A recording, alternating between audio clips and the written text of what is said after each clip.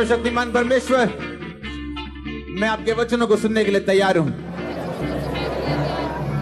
अपने हाथों को उठाएंगे, आगे बोलेंगे, परमेश्वर जितनी अंधकार की शक्तियां मेरे अगले लेवल से मुझे रोकती, जितनी पाप की ताकत रोकती,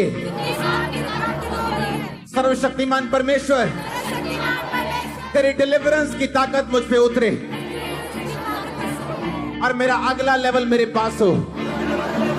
बोलो, हर अंधकार की शक्ति और उसकी ताकतें गिरा दी जाएं जो मेरे जीवन के खिलाफ हैं। रिलीज करो होली गोस्ट फायर को यीशु मसीह के नाम में ऊंची आवाज में। आपके हाथों को उठाओ, मेरे साथ एक मन हो जाओ। मैं आपके हाथों को आशीषित घोषित करता हूं। जो हाथ आज स्वर्ग तक उठे हैं, यीशु मसीह के नाम में खुदाबंद आपके हाथों का फल आपको खाने के लिए देगा। आपको फाइनेंशियली वो ब्लेस करेगा, अपने किंगडम को बढ़ाने के लिए वो आपको बढ़ाएगा। आमीन। ऊंचा आशीष आपकी। मैंने कहा आमीन ऊंचा, अगर तो ये आशीष है आपकी। होली स्पिरिट कर अगर आमीन सीरियस वाला, विश्वास वाला, तो ये आशीष आपकी। आमीन। स्वागत है यीशु मसीह की हुजूरी में। आप सेम वापस नहीं जा रहे, ऑलरेडी आप खुदावन के इन्फ्लुएंस के नीचे हो। उसके एंजल्स आपको छू रहे हैं। जो व्यक्ति इस आवाज को सुन रहे हैं, मैंने कहा आप खुदावन के इन्फ्लुएंस के नीचे हैं और अपने टेस्टिमनी के साथ वापस जा रहे हैं। मैं फिर से आपको रिलीज करता हूं प्रार्थना करने के लिए। मैं आपको रिलीज करता हूं रोजे रखने के लिए। जिस शैतान ने आपको बांधा और प्रार्थना करने नहीं देता, रोजे रखने नहीं देता, मैंने कहा यीशु मसीह के नाम में रिलीज हो जाओ। मैं आपको रिलीज करता हूं यीशु मसीह के सामर्थ्य नाम में। आमीन। ऊंचा आशीष ऊंची। एक बार जोर से बोलो हालेलुया। जोर से बोलो हालेलुया। स्वागत है जीवित हजूरी में। बोलो अपने पड़ोसी को, बोलो तेरा स्वागत है जीवित परमेश्वर की जीवित हजूरी में। तू मुर्दा परमेश्वर के पास नहीं, तू जीवित परमेश्वर के पास आया है, जो तेरी प्रार्थनाओं को सुनता है, जो तुझे नाम लेके जानता है, जो तेरी प्रॉब्लम्स को जानता है। आमीन। स्वागत है उस हजूरी में। मैंने कहा स्वागत है उस जीवित परमेश्वर की हजूरी में। आपका वेलकम है उस परमेश्वर की हजूरी में। आमीन। बैठ जाओ अपने शरीर में। अपने हाथों को उठा, बोलो वचन सुनने के लिए मैं रेडी हूं। इसीलिए मैं यहां पे आया हूं, ताकि मैं खुदावंत को सुन सकूं। जिसने उसको सुना नहीं, वो कभी आजाद नहीं हुआ, ब्लेस नहीं हुआ। अगर हुआ भी तो उसकी ब्लेसिंग वापस चली गई। परमेश्वर, मैं आपको सुनूं और फल लेके आ। उठाओ अपने हाथों को। अपनी हजूरी से छू ले मुझे, रूकी मामूरी से भर दे मुझे, रूकी मामूरी से भर दे मुझे। मुझे छू ले, छू ले, छू ले तू, मुझे छू ले, छू ले, छू ले तू। छू ले मुझे, मेरा जीवन बदल। छू ले मुझे, मेरा जीवन बदल। सारे गुनाह जाए दिल से निकल, सारे गुनाह जाए दिल से निकल।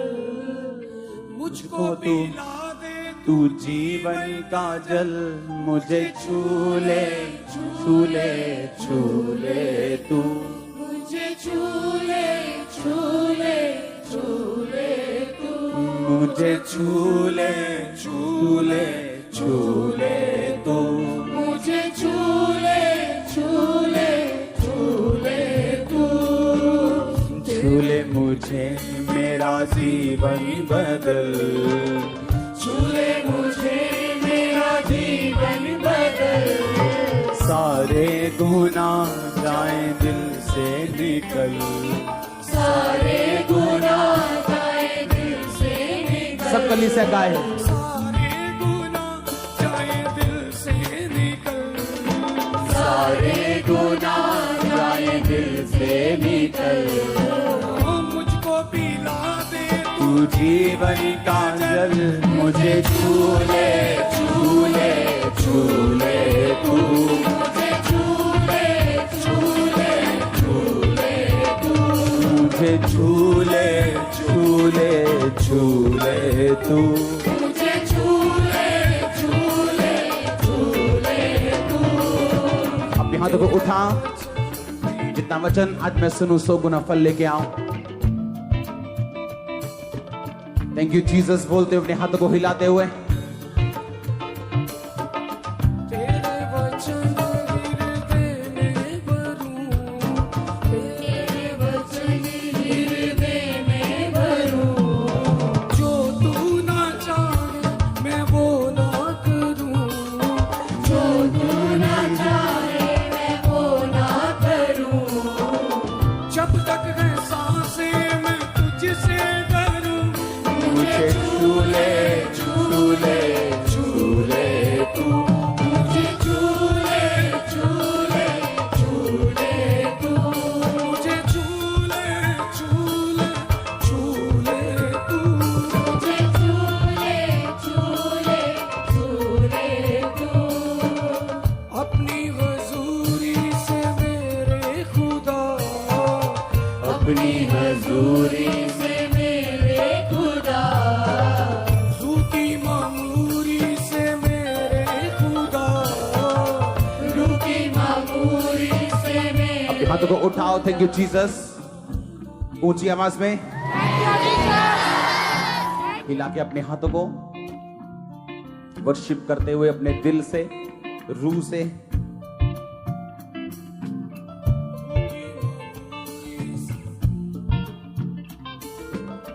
मुझको पिला दे तू जीवन का जल, मुझे झूले झूले झूले तू, मुझे झूले झूले झूले तू, मुझे झूले झूले झूले तू, मुझे झूले झूले झूले तू।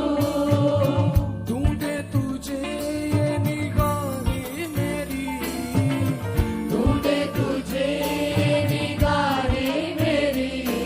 बोलो थैंक यू जीसस। मैं तैयार हूं आपके वर्ड को एक्सेप्ट करने के लिए। प्रभु यीशु मसीह के सामर्थी नाम में हम मांगते हैं। तारीफ करो जोर से। हालेलुया। आप ब्लेस हो ऑलरेडी। आमीन। ऊंचा आशीष ऊंची। आपको अपनी डेस्टिनी के लिए क्या करना पड़ता है? काम करना पड़ता। आमीन। फिर से बोलो अपने पड़ोसी को, अपने आप कुछ भी नहीं होता। तुझे अपनी डेस्टिनी, अपनी मंजिल के लिए काम करना पड़ता है। आमीन। अगर सुलेमान अमीर था, आशीषित था, उसका रीजन मैंने आपको बताया। क्या रीजन था उसका? उसका दिल परमेश्वर के लिए क्या था? खुला हुआ। जोर से बोलो हालेलुया। उसका हार्ट क्या था परमेश्वर के लिए? खुला हुआ। और रास्ते में जब वो परमेश्वर के भवन में जा रहा था, 1000 होम बलि उसने चढ़ाए। उसी रात को परमेश्वर ने विजन दिया और बोला तुझे क्या चाहिए? उसने कहा तेरा दास जो छोटा सा लड़का है, जो अंदर बाहर आना जाना नहीं जानता, तो तेरी इतनी बड़ी प्रजा का न्याय कर सके, मुझे बुद्धि चाहिए। और बाइबल कहती है परमेश्वर ने उसी रात उसको बोला कि मैं तुझे बुद्धि भी दूंगा और मैं तुझे इतना पैसा भी दूंगा, ऐश्वर्य भी दूंगा, जो आज तक मैंने किसी राजे को ना तो दिया ना तो दूंगा। कुछ भी अपने आप नहीं होता। रूथ का परमेश्वर की ब्लड लाइन से जुड़ना, दाऊद की ग्रैंड मदर बनना, यह अपने आप नहीं हुआ था। यह उसका डिसीजन था कि मैं अपनी बूढ़ी सास को नहीं छोड़ूंगी, क्योंकि मुझे वापिस जाके यहोवा की आराधना करना नसीब नहीं होगा। हालेलुया। यह उसका क्या था? अपना एक डिसीजन, अपना एक फैसला, जिसने परमेश्वर के बीच में उसको जोड़ के रखा और यीशु मसीह की ब्लड लाइन में उसे जोड़ दिया। आज भी जब अब्राहम से लेके या आदम से लेके यीशु मसीह तक जब पीढ़ियों का वर्णन किया जाता है, कभी 42 पीढ़ियों का, कभी जब आप पिता के पिता की वर्णन को देखते हैं तो उसमें रूत का जिक्र है, रूत के हस्बैंड का जिक्र है। आमीन। मरियम आसमान से उतरी हुई फरिश्ती नहीं थी।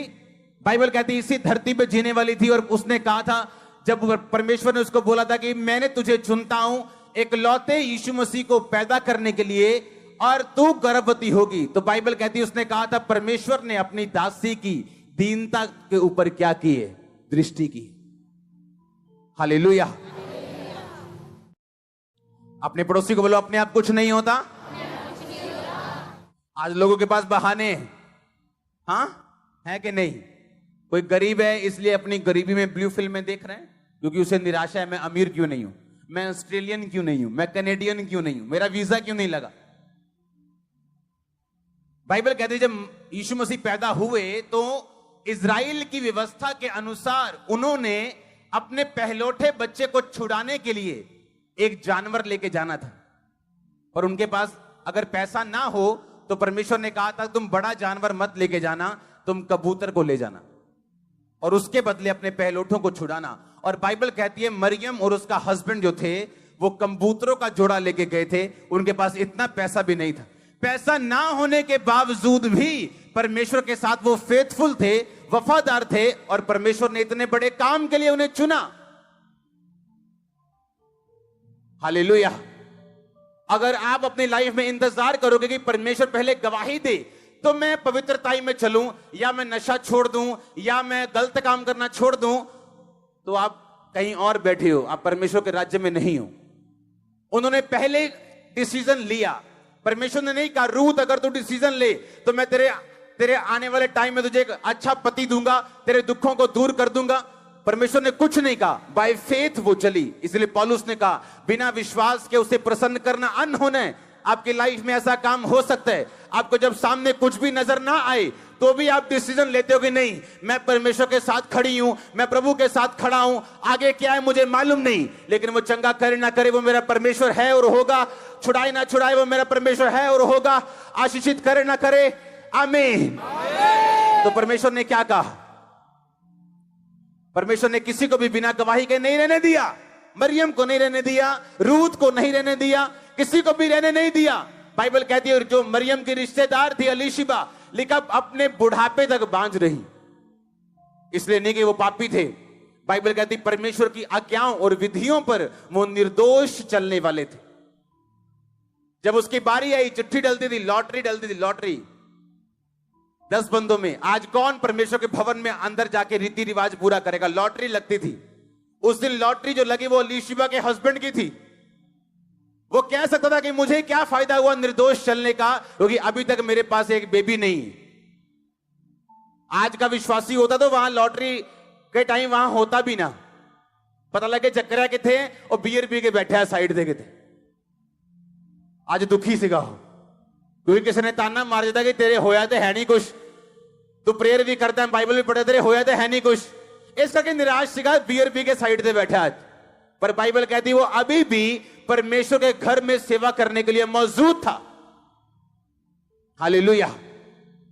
कुछ भी अपने आप आपको वर्कआउट करना पड़ता है, आपको काम करना पड़ता है अपनी डेस्टिनी के लिए। इस बाइबल जो मेरे हाथ में पकड़ी, इसके पीछे प्रेयर पॉइंट्स लिखे हुए, जिन प्रेयर पॉइंट्स में प्रार्थना करता हूं, और अगर आप उन्हें पढ़ लें, आप 7 बार दंडवत करोगे प्रभु को, एक एक लाइन पूरी हो रही जो मैंने लिखी यहां पे, एक एक लाइन। और कम से कम 75 प्रेयर पॉइंट होंगे, 75 विषय होंगे। 75 में भी एक एक लाइन में 2-2 विषय हैं। हालेलुया। आपके लिए प्रार्थना इसमें है, आपकी गाड़ियों के लिए इसमें है, आपके फाइनेंस के लिए इसमें है, एवरीथिंग इसमें है। हालेलुया। क्योंकि मैं जानता हूं अपने आप कुछ नहीं होगा, मुझे वर्कआउट करना पड़ेगा, मुझे काम करना पड़ेगा अगर मैं चाहता हूं मैं रिजल्ट लेके आऊं। प्रभु के साथ कैसा कैसा कैसा रिश्ता आपका होना चाहिए, बाइबल क्या कहती है? आपको एक बात बताऊं, बाइबल के सारे वचन हर बंदे के लिए नहीं। एक कलीसिया ने जब पौलुस के मिशनरी काम में उसकी सहायता की, पौलुस कहता अब मेरा परमेश्वर तुम्हारी हर घटी को मसीही यीशु में क्या करेगा। किसको बोला? किसको बोला? उस कलीसिया को बोला कि दारू पीने वाली कलीसिया को बोला, कि नशा करने वाली कलीसिया को, कि सेवकों की निंदा चुगली करने वाली कलीसिया को? किसको बोला उसने? जब एक कलीसिया ने उसकी मदद की मिशनरी कामों के लिए, तो पौलुस कहता अब मेरा परमेश्वर तुम्हारी हर घटी को मसीह में महिमा सहित पूरा करेगा। एक वचन जब हम पढ़ते हैं भजन संहिता 91 जो आपने बहुत बार पढ़ा होगा, उसमें लिखा हे यहोवा तू मेरा शरण स्थान ठहरा है। 9 आयत, तूने जो परम प्रधान को अपना धाम मान लिया है, इसलिए कोई विपत्ति तुझ पर ना पड़ेगी, ना कोई दुख तेरे डेरे के निकट आएगा। हालेलुया। अपने पड़ोसी को बोलो तूने जो परम प्रधान को अगर अपना धाम मान लिया है। आमीन। इंग्लिश में लिखा हैबिटेशन। धाम का मतलब इंग्लिश में हैबिटेशन, और इब्रानी भाषा 4583 शब्द से ये हैबिटेशन शब्द लिया गया, जिसका मतलब है माओन। माओन निकला 5772 नामक शब्द से, जिसका मतलब है, हम पढ़ेंगे, ओना। ओना का मतलब dwelling together, duty of marriage. जैसे हस्बैंड और वाइफ इकट्ठा रहते हैं, उस शब्द के लिए, उस काम के लिए जो शब्द यूज किया जाता है उसको बोलते हैं ओना। परमेश्वर कहता तूने जो परम प्रधान को अपना ओना मान लिया है। क्या मान लिया है? मतलब धाम। धाम मतलब अब आप समझेंगे, धाम बताने कोई तीर्थ स्थान होगा चौड़ा सा, उसको धाम बोलते हैं। धाम यानी इब्रानी भाषा से लिया गया, जिसका मतलब दोबारा देखेंगे हम, ओना। ओना शब्द तब यूज किया जाता है जब हस्बैंड और वाइफ इकट्ठे रहते हैं। ओना शब्द का मतलब ड्यूटी ऑफ मैरिज, इकट्ठे रहना। आपके बेस्ट फ्रेंड से आपकी लड़ाई हो जाए, आप 10 दिन उससे दूर रह सकते हो। हां, रह सकते हो कि नहीं? पर अपने हस्बैंड से नहीं रह सकते। घर थोड़ी छोड़ जाओगे। वाइफ से तो नहीं रह सकते, घर थोड़ी छोड़ जाओगे। हां या ना? कितने मेरी बात को समझ रहे हैं? जिस बात से आपके दोस्त के साथ आपका रिश्ता बिगड़ सकता है, पर आप अपनी फैमिली में वो रिश्ता नहीं बिगाड़ते हो। समझ रहे हो कि नहीं? हां, परमेश्वर कहता है तूने जो अपना रियल फैमिली मुझे मान लिया है। जैसे हस्बैंड और वाइफ इकट्ठा रहते हैं, अगर तू मेरे साथ इकट्ठा रहे तो कहता कोई विपत्ति तुझ पर ना पड़ेगी, ना कोई दुख तेरे डेरे के निकट आएगा। अगर आप इसको पढ़ो तो परमेश्वर ने कहा इंग्लिश में कोई प्लेग, इब्रानी भाषा में अगर आप उसे पढ़ो तो उसमें लिखा कोई ब्लो, यानी ब्लो जब किसी के फेस पे जोर से मारते हैं या किसी के सिर पे जोर से वार करते और ब्लो कर देते, खत्म कर देते हैं, उसको मिट्टी कर देते हैं, उसको बेहोश कर देते हैं। परमेश्वर ने कहा अगर मैं तेरा पति हूं और तू पत्नी की तरह मेरे साथ रहे तो तेरी लाइफ पे ऐसा कुछ नहीं होगा जो ब्लो करे और तू गिर जाए। ऐसा कैंसर कभी ना आएगा, ऐसी एड्स कभी ना आएगी। और आपका आमीन छोटा है चर्च। इसलिए मैंने कहा आपकी सेवा जितनी उम्र जी बढ़ती जाए, क्योंकि वरदान सेवा बढ़ाते हैं। वो एक करप्ट आदमी के पास भी हो सकते हैं वरदान, और एक अच्छे आदमी के पास भी हो सकते हैं, पर जो चीज आपको लंबा रखती है, लॉन्ग लाइफ देती है, वो है ओना, यानी प्रभु को अपना धाम बनाना, उसके साथ जुड़ना। जैसे एक हस्बैंड और वाइफ होते हैं, परमेश्वर ने वो शब्द यूज किया ओना, ड्यूटी ऑफ मैरिज। यानी अगर तूने परमेश्वर को अपना पिता, अपना पति, अपना धाम मान लिया है तो कोई ब्लो तुझ पे ना आएगा, कोई विपत्ति तुझ पे ना पड़ेगी, ना कोई दुख तेरे डेरे के निकट आएगा। हालेलुया। आप जानते परमेश्वर ने क्या कहा बाइबल में? जो कलीसिया है उसे किसी बाहरी वातावरण से डरने की जरूरत नहीं, किसी सरकार से डरने की जरूरत नहीं, उसे किसी शैतान से डरने की जरूरत नहीं। आप जानते हैं क्यों? बाइबल कहती है अपनी समझ का अगर तू सहारा ना ले, अगर तू यहोवा को याद करके सब काम करे, तो तू मनुष्य और परमेश्वर दोनों का अनुग्रह पाएगा। सुनो, मैं नहीं जानता कौन है क्या है, क्रिश्चियंस लोगों के ऊपर इंडियन गवर्नमेंट बड़ा फजल करेगी यीशु मसीह के नाम में। आप देखना, आप देखना, ओपनली कुछ ना हो लेकिन खुदाबंद करवाएगा। उसने कहा तुम मनुष्य और परमेश्वर दोनों का अनुग्रह पाएगा जब आप प्रोवर्ब्स नीति वचन 3 उसकी 1 से लेके आगे पढ़ते हैं। लेकिन अगर आपको काम करना नहीं आता, एक मिस्त्री जब काम शुरू करता है दिहाड़ी से, लेबर से 200 रुपए लेबर लेता है, और अगर बुद्धिमान हो तो साथ साथ में वो मिस्त्री का काम भी देखता रहता है। कितना एटल आई है ने सूत कितना कीता, हाँ लंबाई चौड़ाई किवें कीती, काम किवें कीता, और धीरे धीरे वही लेबर क्या बन जाता है, मिस्त्री बन जाता है। अगर वही मिस्त्री, फिर मिस्त्री का ध्यान ये नहीं होता कि मैं मिस्त्री बन गया हूं, फिर वो ठेकेदार की तरफ देखता है, कितने पैसे लए ने, किवें लए ने, कितना लए ने, की हिसाब किताब लाया। फिर जब वो बुद्धिमान मिस्त्री ठेकेदार बनता है, आमीन, फिर वो ठेकेदार बन के भी खुश नहीं, फिर वो आगे देखता है बड़े बड़े कॉन्ट्रैक्टर्स ये कैसे काम करते हैं, जीएसटी नंबर लेते हैं, आगे काम करते हैं। लेकिन जो बुद्धू लेबर है वो लेबर का लेबर रहता सारी उम्र। आप समझ रहे कि नहीं? हां, उसी तरह एक क्रिश्चियन है तो क्रिश्चियन आता चर्च है, आमीन भी बोलते हैं, प्रेयर भी करता है, लेकिन उसे ये नहीं पता बाइबल में लिखा क्या है। मैंने क्रिश्चियन लोगों को घटनाओं का शिकार होते देखा, ब्लो होते देखा, क्योंकि आपको इसके खिलाफ प्रार्थना करनी पड़ती है अगर आप चाहते हो कि ये चीजें आपके साथ ना घटें। एक सेवा में बंदा, अच्छा बंदा, पवित्रताई में बंदा एक हॉस्पिटल में काम करता था जहां किडनी पेशेंट आते थे। बोलता था पता क्या, कहता यार मेरे को किडनी पेशेंट देख नहीं होते डायलिसिस वाले, रब्बा जो मर्जी हो जाए किडनी का रोग ना मैनू लाई।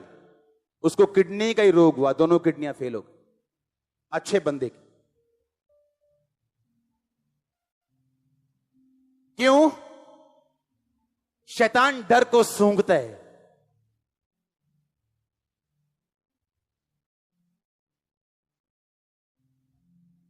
यूथ लोग के बारे आगे बोलते हैं, ओ पापा जी प्रेयर करो, मेरा रिश्ता टूट गया फलानी के साथ, मेरा रिश्ता टूट गया फलाने के साथ।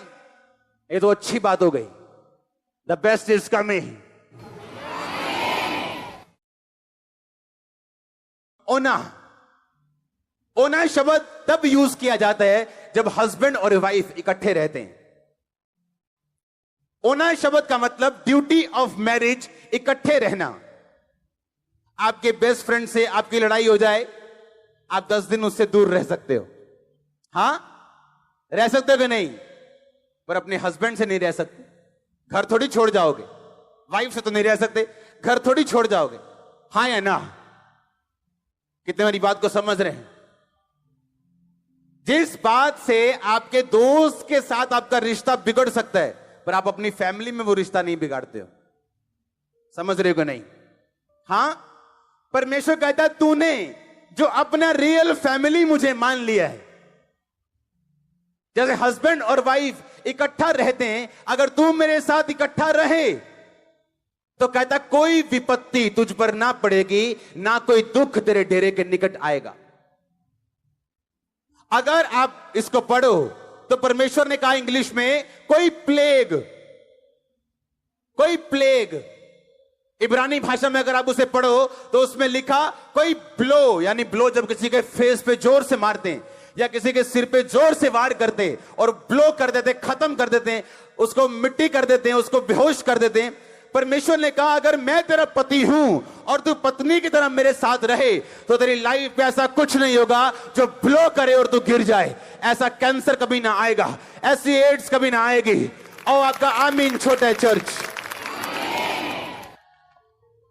इसलिए मैंने कहा आपकी सेवा जितनी उम्र जी बढ़ती जाए, क्योंकि वरदान सेवा बढ़ाते हैं। वो एक करप्ट आदमी के पास भी हो सकते हैं वरदान, और एक अच्छे आदमी के पास भी हो सकते हैं। पर जो चीज आपको लंबा रखती है, लॉन्ग लाइफ देती है, वो है ओना, यानी प्रभु को अपना धाम बनाना, उसके साथ जुड़ना। जैसे एक हस्बैंड और वाइफ होते हैं, परमेश्वर ने वो शब्द यूज किया, ओना, ड्यूटी ऑफ मैरिज। यानी अगर तूने परमेश्वर को अपना पिता, अपना पति, अपना धाम मान लिया है, तो कोई ब्लो तुझ पे ना आएगा, कोई विपत्ति तुझ पे ना पड़ेगी, ना कोई दुख तेरे डेरे के निकट आएगा। हालेलुया। आप जानते हैं परमेश्वर ने क्या कहा बाइबल में? जो कलीसिया है उसे किसी बाहरी वातावरण से डरने की जरूरत नहीं, किसी सरकार से डरने की जरूरत नहीं, उसे किसी शैतान से डरने की जरूरत नहीं। आप जानते हैं क्यों? बाइबल कहती अपनी समझ का अगर तू सहारा ना ले, अगर तू यहोवा को याद करके सब काम करे, तो तू मनुष्य और परमेश्वर दोनों का अनुग्रह पाएगा। सुनो, मैं नहीं जानता कौन है क्या है, क्रिश्चियंस लोगों के ऊपर इंडियन गवर्नमेंट बड़ा फजल करेगी यीशु मसीह के नाम में। आप देखना, आप देखना, ओपनली कुछ ना हो, लेकिन खुदाबंद करवाएगा। उसने कहा तुम मनुष्य और परमेश्वर दोनों का अनुग्रह पाएगा जब आप प्रोवर्ब्स, नीति वचन 3 उसकी 1 से लेके आगे पढ़ते हैं। लेकिन अगर आपको काम करना नहीं आता,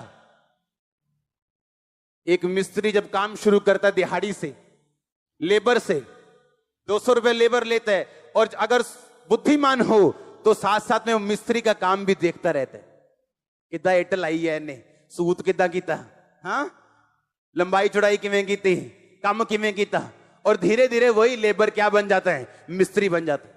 अगर वही मिस्त्री, फिर मिस्त्री का ध्यान ये नहीं होता कि मैं मिस्त्री बन गया हूं, फिर वो ठेकेदार की तरफ देखता है, कितने पैसे लए ने, किवें लए ने, कितना लए ने, की हिसाब किताब लाया। फिर जब वो बुद्धिमान मिस्त्री ठेकेदार बनता है, आमीन, फिर वो ठेकेदार बन के भी खुश नहीं है, फिर वो आगे देखता है बड़े बड़े कॉन्ट्रैक्टर्स ये कैसे काम करते हैं, जीएसटी नंबर लेते हैं, आगे काम करते हैं। लेकिन जो बुद्धू लेबर है, वो लेबर का लेबर रहता सारी उम्र। आप समझ रहे कि नहीं? हाँ, उसी तरह एक क्रिश्चियन है तो क्रिश्चियन आता चर्च है, आमीन भी बोलते हैं, प्रेयर भी करता है, लेकिन उसे ये नहीं पता बाइबल में लिखा क्या है।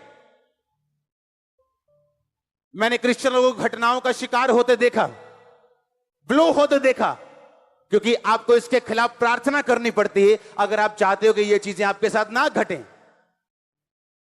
एक सेवा में बंदा, अच्छा बंदा, पवित्रताई में बंदा, एक हॉस्पिटल में काम करता था जहां किडनी पेशेंट आते थे। बोलता था पता क्या, कहता यार मेरे को किडनी पेशेंट देख नहीं होते डायलिसिस वाले, रब्बा जो मर्जी हो जाए किडनी का रोग ना मैनू लाई। उसको किडनी का ही रोग हुआ, दोनों किडनियां फेल हो गई, अच्छे बंदे की। क्यों? शैतान डर को सूंघता है।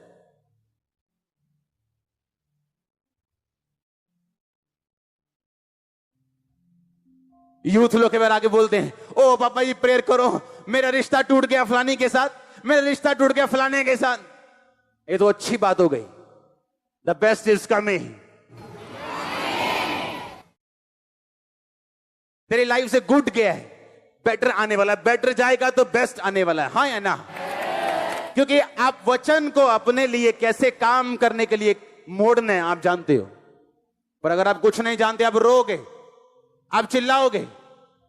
इसलिए परमेश्वर ने कहा धर्मी विपत्ति में पड़ेगा पर पड़ा नहीं रहेगा, यहोवा उसको विपत्ति से छुड़ाएगा। क्योंकि धर्मी को पता है प्रार्थना कैसे करनी, दुहाई कैसे देनी। धर्मी चुप करके बैठा रहेगा तो शैतान आएगा, थप्पड़ मार के चला जाएगा, धर्मी कुछ नहीं होगा, परमेश्वर भी कुछ नहीं बोलेगा। क्योंकि आपको काम करना है जहां आप जाना चाहते हो। जिन चीजों के खिलाफ जो नफरत है, जिन बीमारियों से आपको डर से, आपको उसके खिलाफ आपको प्रार्थना करनी, आग फेंकनी, और वो भागती नजर आएगी, दौड़ती नजर आएगी। आपके बच्चे कभी आपसे अलग ना होंगे, उनको नशा कभी अलग ना करने पाएगा, शैतान उनको कभी अलग ना करने पाएगा। आपका बिजनेस कभी फेल ना होगा, फेलियर कभी ना कहलाएंगे। मैं नहीं जानता मैं किससे बात कर रहा, लेकिन होली स्पिरिट आपसे कह रहे हैं आप फेलियर ना होंगे यीशु मसीह के सामर्थ्य नाम में। मैंने कहा फेलियर ना होंगे, आप फेलियर ना होंगे, आप फेलियर ना होंगे। होली स्पिरिट कहता तुम फेलियर ना होगी, अपने घर में, अपनी फैमिली में, अपने बिजनेस में तुम फेलियर ना होगा यीशु मसीह के नाम में। हालेलुया। लेकिन आपको काम करना पड़ता है। आमीन, आमीन। जिस टाइम आप सोते हो, कौन से टाइम सोते हो? 10 बजे, 12? फेसबुक का जमाना है आजकल, हाँ? तो 12 हो गए, पहले 10-11 होते थे। जिस टाइम आप सोते हो उस टाइम मैं जागता हूं। मैं सुबह सोता हूं 8 बजे, पिछले कितने दिनों से।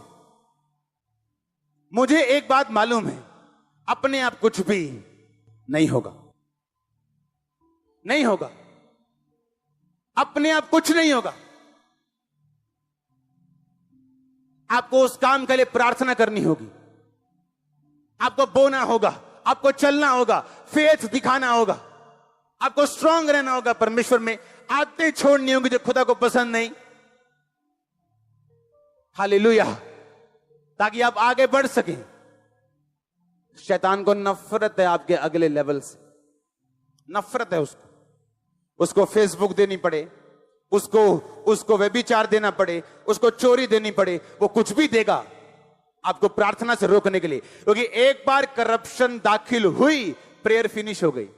आप करोगे, आपको मालूम है खुदावन सुन नहीं रहा मेरी।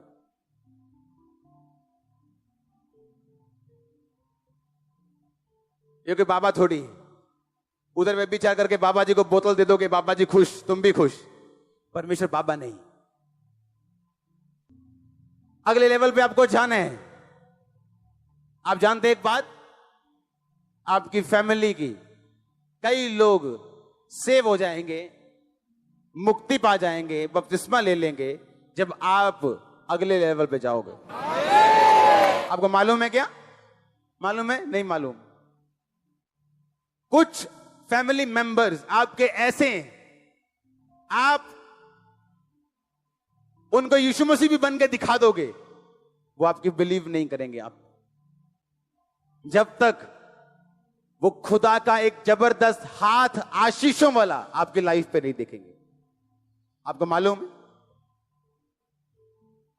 इसलिए परमेश्वर ने बाइबल में लिखा कि धर्मी अपने नाती और पोतों के लिए संपत्ति छोड़ जाता है। धन और घर पुरखाओं के भाग से और बुद्धिमती पत्नी यहोवा की ओर से मिलती।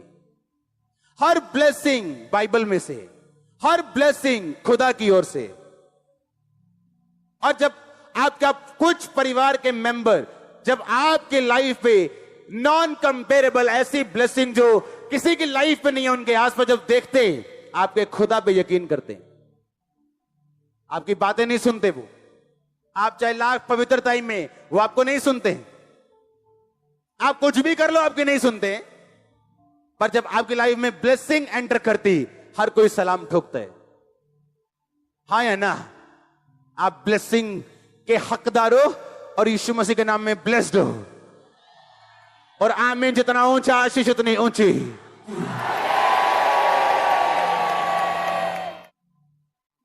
हालेलुया। मैं आप में वो बीज डाल दूंगा कि आप बढ़ोगे। आपको मालूम होगा कुछ भी अपने आप नहीं। पौलुस कहता, पहला कुरिन्थिया 14 में कहता, सुनो मेरी बात, घर जाके पढ़ना। कहता, जो अन्य भाषा में बातें करता है वो अपनी ही उन्नति करता है। यूनानी भाषा में लिखा, उन्नति का मतलब शरीर, शारीरिक उन्नति, आत्मिक उन्नति और प्राण की उन्नति। शरीर यानी पैसे की उन्नति, बिजनेस की उन्नति, फैमिली की उन्नति, बीमारियों में फ्री हो रहे हैं, डिलीवरेंस हो रही, शरीर की उन्नति हो रही। आत्मा की उन्नति मतलब प्रभु के बारे में पता चल रहा है, खुदावंद की ओर पहचान हो रही, पाप पे फतह हो रही।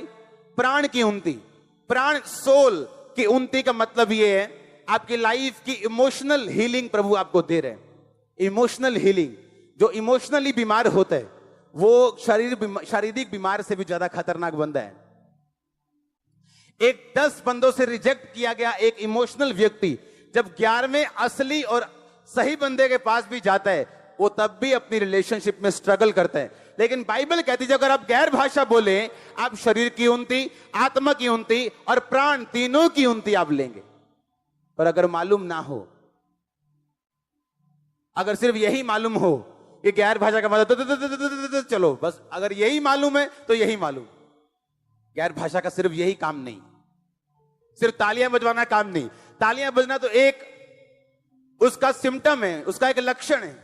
सामर्थ्य आप पे आती, कहता उन्नति होगी तेरी, किसकी? शरीर की। बीमारियां जाएंगी। आज मैंने एंजल को शाम को जब मैं प्रेयर कर रहा था, ब्लड साफ करते देखा आप लोगों का, ब्लड,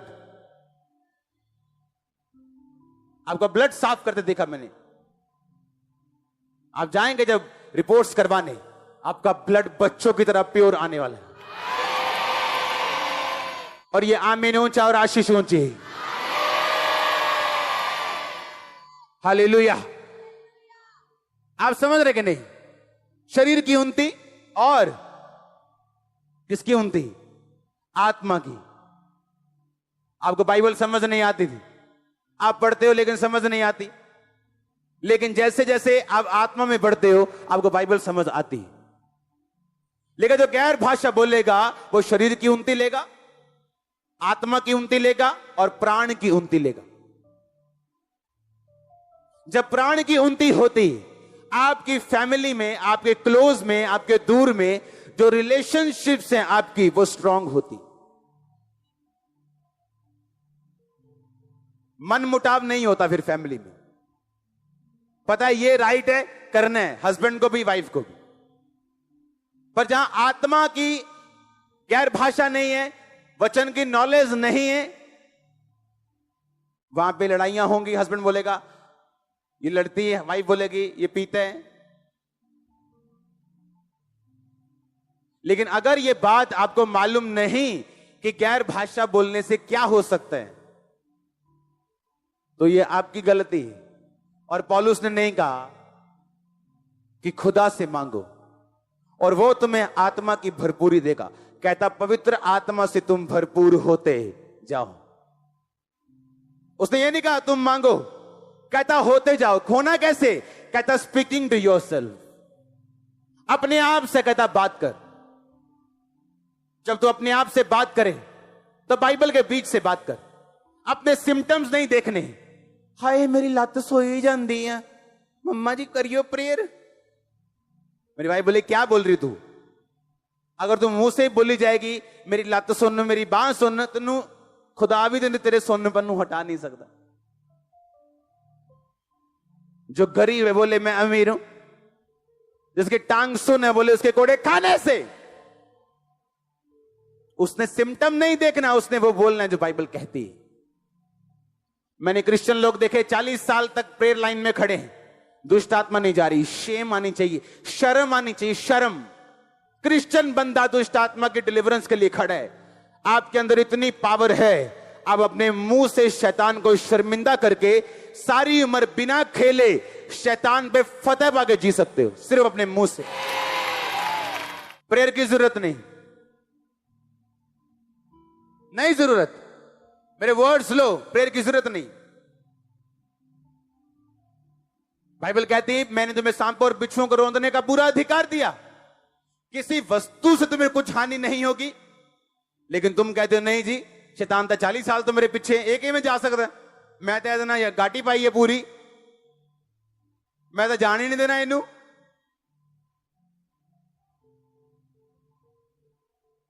नहीं जी 40 साल तो मेरे नाम में जादू की तई कहे ने। अगर आप अपने मुंह से बोलोगे आपके अंदर शैतान है, तो परमेश्वर इसे निकाल नहीं पाएगा। आपके अंदर कौन है? किसकी बेटियां हो, किसके बेटे हो, तो अंदर कौन है? अगर जिस कुर्सी पे शैतान बैठा है, परमेश्वर कैसे बैठ सकता है? अगर आपने खुदावंद को कबूल कर लिया, तो आप किसके बेटे बेटियां हो? तो यीशु मसीह का बेटा और बेटी, उसके अंदर कौन होगा? शैतान। शैतान होगा। या तो आप फिर बेटे बेटियां नहीं हो। अगर बपतिस्मा ले लिया तो हो, तो अगर वो नहीं उठा, जबरदस्ती उठा दो उसको। और कभी ना बोलो मेरे अंदर शैतान है, क्योंकि आपको खुद काम करना है। आप पहले बोलो मसीह में आने से पहले मेरे अंदर शैतान नहीं है, वो कभी नहीं जाएगा। पर अब आप में पावर है, आपके मुंह में ताकत है। काम करना कैसे आपको समझाया गया है, छुटकारा कैसे पाना आपको समझाया गया है। यीशु मसीह ने क्रूस से बोला सब कुछ पूरा हुआ, होगा नहीं, हुआ। तेरी मुक्ति का काम हो गया, छुटकारे का काम हो गया, चंगाई का काम हो गया, बरकत का काम हो गया, सब कुछ पूरा हुआ।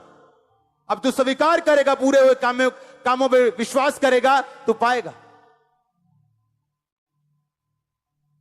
पौलुस ने कहा मैं ये चाहता हूं तुम भविष्यवाणी करो। हर बंदा प्रोफेट नहीं है। आप अपने लिए प्रोफेसी कर सकते हो सुबह उठ के, मैं आशीषित हूं, आगे बढ़ने जा रहा हूं, अगले लेवल पे जा रहा हूं, मेरी गवाहियां लोग सुनने के लिए आएंगे। और साथ साथ अपनी लाइफ में प्रार्थना, पवित्रता, बाइबल और रोजों को रखना और डिक्लेयर करना। देखो कहां जिंदगी जाती है आपकी। पर आप ऊपर देख रहे हो, ऊपर वाला नीचे देख रहे हैं। आप ऊपर देख रहे हो, कब आएगा ऊपर से कुछ कबूतर की तरह उड़ता हुआ, और खुदा देख रहा तू कब जानेगा कि सब कुछ पूरा हुआ।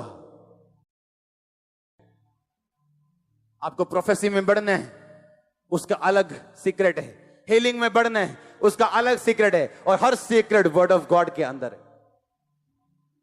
हर सीक्रेट वर्ड ऑफ गॉड के अंदर है। कहता मेरे साथ कैसा रहना, धाम की तरह। धाम मतलब क्या?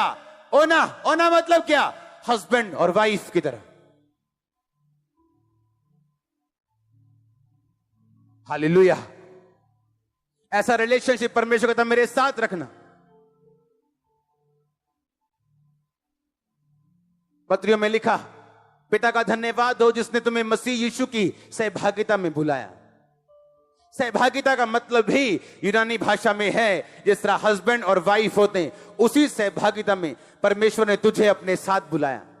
इतनी क्लोजनेस, इतनी टुगेदरनेस तुम्हारी लाइफ में प्रभु के साथ होनी चाहिए, इसीलिए उसने तुम्हें अपने पास बुलाया। आपका हस्बैंड, आपकी वाइफ, आप एक्सेप्ट करोगे आपका हस्बैंड आपको छोड़ के किसी और के पास जाए? ग्रहण करोगे क्या? परमेश्वर आपका हस्बैंड है, वो भी नहीं चाहता व्यभिचार करे और किसी और के पास जाए। कहता वैसी सहभागिता कर तू मेरे साथ रखे, कोई ब्लो तेरे ऊपर नहीं आएगा, कोई प्लेग तेरे ऊपर नहीं आएगा।